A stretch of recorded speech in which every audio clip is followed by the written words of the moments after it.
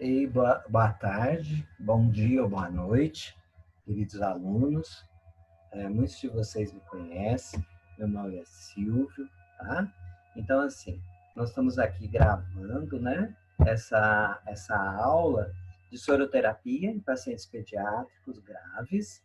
E, assim, ela parte, assim, fazendo um resumo aí para vocês, ela parte um pouquinho da gente olhar para as crianças que chegam nos pronto-atendimentos, que estão desidratadas, e que a gente precisa fazer uma soroterapia chamada aguda, de expansão, ou mesmo uma soroterapia de reparação, para depois mostrar bem do protocolo do HC, que é a soroterapia de manutenção que precisa ser realizada nos nossos pacientes.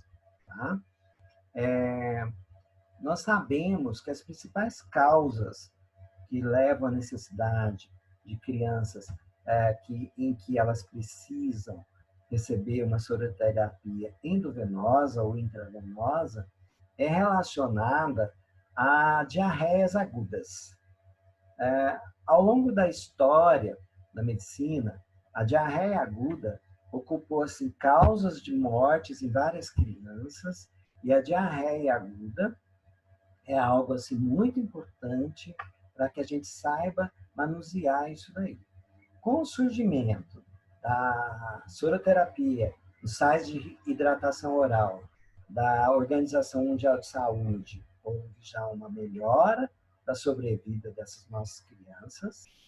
E depois, com o surgimento da vacina do rotavírus, isso também melhorou. Tá? Então, vamos conhecer um pouquinho do assunto. A gente sabe que o componente do intracelular, na maioria dos indivíduos, então esse gráfico aqui, ele mostra que ao nascimento, a quantidade de água corporal vai diminuindo, e isso às custas da diminuição do extracelular. Mas o nosso componente intracelular é o componente maior de volume de líquido do nosso corpo, principalmente em crianças acima por volta aí dos 3 meses. A exceção são essas crianças que estão em transição. Mas, assim, em geral, os nossos pacientes têm um componente intracelular maior. Outro aspecto muito importante quando eu trabalho com volume, com líquido, por isso que é importante saber a tonicidade, saber a pressão coloidosmótica, em que a gente tem que saber porque existe uma pressão que usa essa membrana do capilar, que faz como se fosse uma filtração de íons de água que vai para o interstício, e ela volta através da pressão que está dentro do vaso, principalmente exercida pela albumina, e volta aqui principalmente água. Então, quando eu estou avaliando um paciente que está desidratado, essa diferença que ocorre, nós vamos ter, ele está desidratado, mas ele ocorreu uma perda e a parte do intracelular ele está diferente daquilo que a gente pensaria. Então, assim, é muito importante que a gente entenda essas forças para conseguir saber, na hora da hidratação, o que você está fazendo.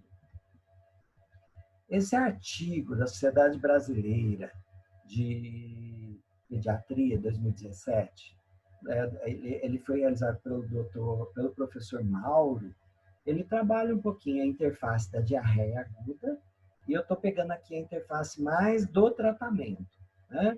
Então, assim, existem planos A, B e C, que quando eu avalio o paciente clinicamente, tanto de sinais e sintomas, quanto exame físico, e aí eu defino o que eu vou estar fazendo com esse paciente, tá? Condição, olhos, lágrimas, boca e língua, sede e o exame clínico. Se esse indivíduo está alerta, se os olhos estão normais, as lágrimas presentes, úmidas, bebe água normalmente, não tem uma sede exagerada. O sinal da prega, aquele sinal da prega cutânea, está normal, pulso é cheio, e o enchimento capilar até 3 segundos, significa que esse indivíduo teve um quadro de uma perda, mas quando eu estou examinando ele, ele está hidratado. O que eu faço? Ah, não, tem que fazer nada. Não, tem que orientar essa mãe a manter o aleitamento materno. Precisa, quando ele tiver uma nova perda, uma diarreia, oferecer para essa criança o soro hidratante oral, mas esse indivíduo vai para casa. Tá? Então, para ele aceitar, conforme a aceitação dele, do soro oral. Quando eu pego esse indivíduo que está irritado, olhos fundos, lágrimas estão ausentes, boca seca, ele fica sedento, dá sinal da prega, muito lento, o pulso está rápido, enchimento capilar prejudicado, se ele tem 2 ou mais desses sinais, esse indivíduo está desidratado, ou leve ou moderado, e ele precisa inicialmente tentar o plano B, que é uma reidratação oral. Ah, mas posso mandar para casa? Não. Ele precisa estar numa sala de observação do serviço de saúde ou uma sala de reidratação de um pronto atendimento do hospital. Depois que ele for hidratado, que ele ficou ali umas 2 a 4 horas, que aí eu posso pensar em mandá-lo para o plano A do domicílio. Se ele não aceitar o soro, se a desidratação estiver evoluindo, ou se ele já estiver no quadro clínico mais grave, que seriam as características do plano C, eu tenho que, de cara, fazer a reidratação parenteral. Como que eu faço isso? Eu faço isso com a expansão do soro fisiológico, em torno de 10 a 20 ml por quilo, lembrando do PAUS, que se essa criança está num lugar que não tem condições de assistência, não é bom repetir mais que isso. E depois que ela hidratou, que eu fiz a minha reidratação, eu vou começar um soro de manutenção com uma reparação, porque se ele está tendo muitas perdas, e depois disso que eu vou cair na minha soroterapia de manutenção. Tá? Então, uma desidratação, ela é considerada leve, moderada ou grave, de acordo com a intensidade das perdas, de 5, 10% ou maior que 10%, e também essa desidratação pode ser classificada de acordo com a tonicidade entre isotônica, hipertônica ou hipotônica, de acordo com o nível de sódio. Tá? Aqui no protocolo do HC, então vamos pegar o fluxograma do protocolo. Então nós vamos, quando que eu vou pensar em hidratação endovenosa de manutenção? Manutenção é aquela em que eu preciso da necessidade hídrica do dia. Quando esse indivíduo não tem a via oral boa, ou enteral, não está tolerando, ou quando está contraindicada a via oral enteral. Então, aí, eu indico hidratação venosa, mas eu tenho que estar sempre atento aos cuidados que essas duas tabelas falam e os riscos, e que eu preciso ter essa noção. Mas aí, também, além disso, eu preciso saber se o indivíduo tem função cardíaca normal, ele é normotenso, ele não tem problema renal nem hepático. Respondi a tudo isso, aí agora eu preciso calcular o aporte hídrico. Como que eu calculo o aporte hídrico? Pela regra, pela fórmula de Holiday-Seeger. Desconto volumes de medicações que eu infundi, ou se também ele está com uma dieta e soro, e depois, a maioria, a gente usa solução isotônica, com uma TIG de acordo com a idade, e com o potássio de acordo com a idade, desde que ele tenha diurese. Vou solicitar os exames laboratoriais, e aí vou fazer, depois eu vou explicar como calcula a TIG, o potássio e também o aporte hídrico. Só para encerrar aqui desse slide, eu preciso ter uma noção se ele está tendo ou não liberação de ADH, porque se ele está tendo essa liberação, eu preciso reduzir o aporte hídrico, monitoro peso, eletrólitos e modifico a prescrição, tá? E aí abaixo o volume de infusão para 50% a 80% dessa necessidade do Holiday. Se ele não tem essa liberação de ADH, então eu só vou monitorizar os meus íons e a hidratação da criança. As contraindicações da solução isotônica estão relacionadas principalmente a problemas renais, extra-renais, diabetes ou problemas cardíacos. Agora sim, aqui é muito importante para vocês. Fórmula de Holiday-Silver. Eu calculo de acordo com o peso, menor que 10 kg, 10 a 20, maior que 20. 100 por quilo, quando tem, passou de 10 quilos, eu pego o que passou de 10 quilos, 1.000 mais o que passou vezes 50. Quando passou de 20 quilos, eu pego 1.500, que são os dois anteriores, e o que passou de 25 vezes 20, 6 quilos. 100 vezes 6, 600. 15 quilos é o 1.000, sobrou 5 vezes 50, 1.250. 35 quilos é o 1.500, mais 20, que é o que tem aqui, vezes o 15, que é o que sobrou de 20 quilos, dá 1.800. Aqui seria o que a gente considera com aporte hídrico 100% do Holiday-Silver. Calculo, então, 100%, 80% ou 50% de acordo com as patologias que possam estar associadas.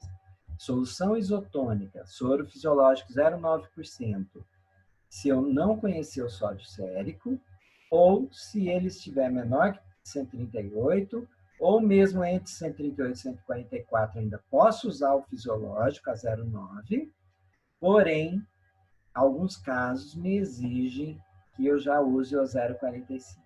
Mas um sódio entre 145 e 154, com certeza eu tenho que usar metade do NaCl. Seria NaCl é 0,9, divide por 2 com a BD, mais a TIG, mais para a idade, mais o potássio. A TIG, como que eu calculo? Que é a taxa de infusão de glicose, que eu uso de 3 a 4 miligramas quilo minuto em lactentes e crianças, 1 a 2 miligramas quilo minuto em adultos, e eu faço a seguinte fórmula que eu uso. O peso da criança, o quanto que eu estou prevendo de TIG, o tempo, 12 horas, 8 horas, 24 horas, vezes 60, porque 1 hora corrijo para minuto, porque a fórmula é em minuto, então multiplico por 60. Como essa conta aqui vai me dar em miligrama, eu corrijo para grama dividindo por 1.000. Então, estamos aqui. Uma criança de 2 anos, 15 quilos.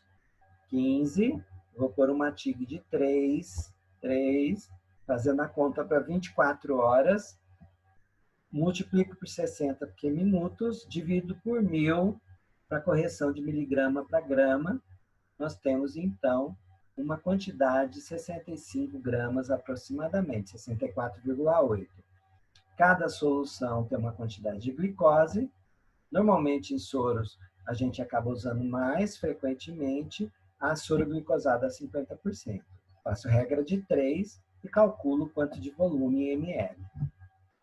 Potássio deve ser administrado com base no nível sérico e também na função renal, mas se eu não tiver a necessidade inicial, a necessidade basal de 2 a 4, ou maiores que 50 quilos adolescentes, de 1 a 2, adultos de 1 a 2.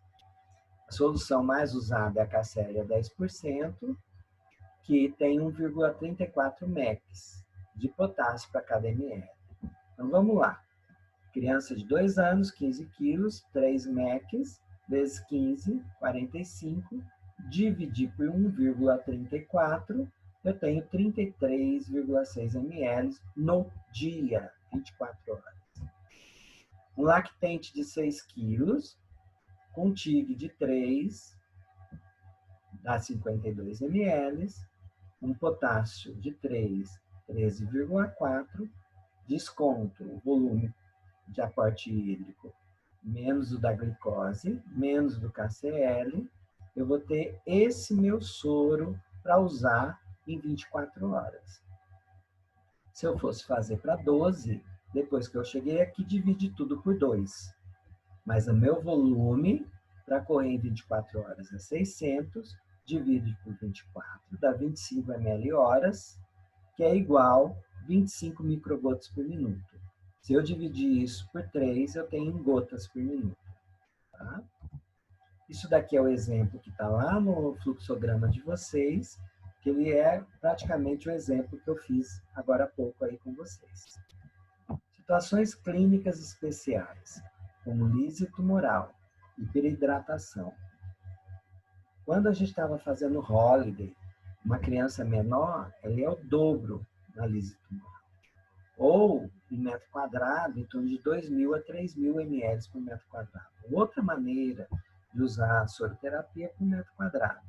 A gente acaba usando mais a holiday, mas para a lise tumoral, usa-se o metro quadrado.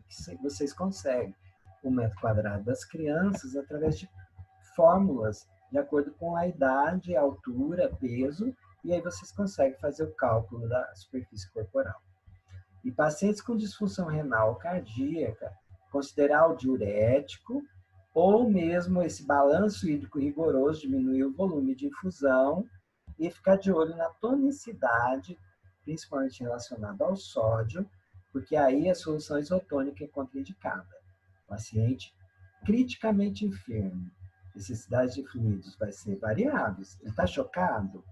Não, é um paciente que está com insuficiência renal, hepática. Cada caso vai ser uma situação específica de soroterapia, que aí eu preciso conhecer. Quando eu indico uma soroterapia, eu tenho que fazer a monitorização. Peso atualizado, provavelmente diário ou mais vezes.